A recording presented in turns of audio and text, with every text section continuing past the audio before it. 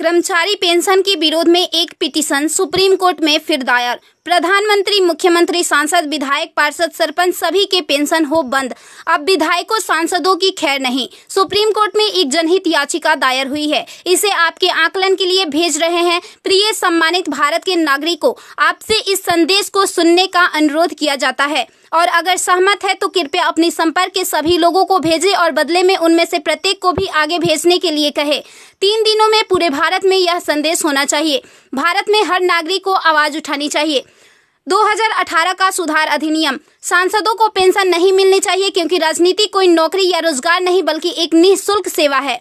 राजनीति लोक प्रतिनिधित्व अधिनियम के तहत एक चुनाव है। इसकी पुनर्निर्माण कर कोई सेवानिवृत्ति नहीं है, लेकिन उन्हें फिर से उसी स्थिति में फिर से चुना जा सकता है। वर्तमान में उन्हें पेंशन मिलती है सेवा के 5 साल होने पर। इसमें एक और बड़ी गड़बड़ी यह है कि अगर कोई व्यक्ति पहले पार्षद रहा हो, फिर विधायक बन जाए और फिर सांसद बन जाए तो उसे एक नहीं बल्कि 3 पेंशनें मिलती है। यह देश के नागरिकों के साथ बहुत बड़ा विश्वासघात है जो तुरंत बंद होना चाहिए।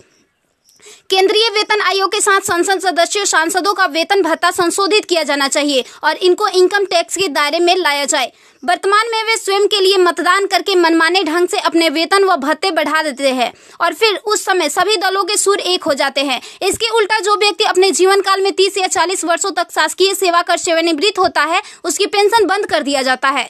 सांसदों को अपनी वर्तमान स्वास्थ्य देखभाल प्रणाली त्यागनी चाहिए और भारतीय जन स्वास्थ्य के समान स्वास्थ्य देखभाल प्रणाली में भाग लेना चाहिए। इलाज विदेश में नहीं, भारत में होना चाहिए। इनका अगर विदेश में करवाना है तो अपने खर्च से करवाए, अन्यथा मर जाए। मुफ्त छूट, राशन, बिजली, पानी, फोन बिल जैसी सभी रियायत समाप्त होनी चाहिए। वे न केवल ऐसी बहुत सी रियायतें प्राप्त करते हैं बल्कि वे नियमित रूप से इसे बढ़ाते भी रहे हैं। अपराधी नेताओं को चुनाव लड़ने से रोका जाए। संदिग्ध व्यक्तियों के साथ दंडित रिकॉर्ड, आपराधिक आरोप और दृढ़ संकल्प अतीत या वर्तमान को सांसद से प्रतिबंधित किया जाना चाहिए। कार्यालय में राजनेताओं के कारण होने वाली वित्तीय हानि उनके परिवारों, नामांकित व्यक्तियों, संपत्तियों से वसूल की जानी चाहिए। सांसदों को भी सामान्य भारतीय लोगों पर लागू सभी कानूनों का समान रूप से पालन करना चाहिए।